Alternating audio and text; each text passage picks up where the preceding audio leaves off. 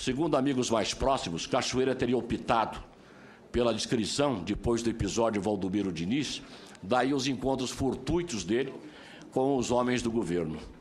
Mas há informações de que o governador teria tentado ajudá-lo, inclusive, em relação ao controle de loterias em outros estados, casos do Mato Grosso, Paraná e Santa Catarina. Os jornais estamparam essas matérias exaustivamente por ocasião.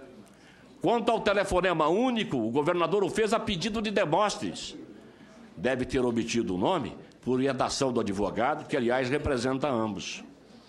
A comunicação entre Marconi e Cachoeira, segundo apurou a Polícia Federal, era feita, além dos intermediários Eliane e Vladimir, via mensagem, torpedos.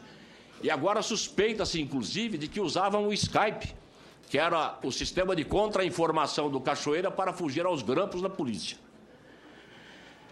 Quem lê o Diário Oficial e o Festival de Nomeações e compara com as exultações de Cachoeira com seu pupilo Vladimir, conforme se ouve nos grampos, tem a certeza absoluta de que há o envolvimento do governo e do governador Marconi com o contraventor Carlos Augusto de Almeida Ramos. Contra fatos, não há argumentos. Difícil não reconhecer a existência até então de um governo paralelo com o líder da organização tirando proveito explícito da acracia que predomina em Goiás. As operações Vegas e Monte Carlo, deflagradas pela Polícia Federal, não deixam dúvidas quanto a isso. Carlos Cachoeira se fez instalar eletronicamente no gabinete do governador, onde uma das suas chefas, Eliane Pinheiro, que deveria depor aqui e com base em HC, habeas corpus obtido, saiu daqui sem nada a dizer. Por que há esse silêncio todo dessas pessoas que sabem tudo das relações entre o poder e o poder do contraventor? Eliane Pinheiro, que dispunha do famoso rádio Nextel para contatos imediatos de todos os graus. Não era só ela o elo, não.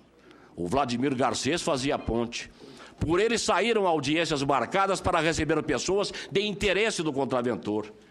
Por ele saiu a maioria das nomeações dos indicados pelo patrão, que muitas vezes se dava ao luxo de mudar os nomes nas listas encaminhadas e fixando salários. A Operação Monte Carlo, felizmente as provas são convalidadas pela Justiça, a operação está aí para provar. Nomeações que também saíram via Edivaldo, presidente do Detran, e via deputado Carlos Alberto Lereia, cujos pedidos foram atendidos de ponta a ponta.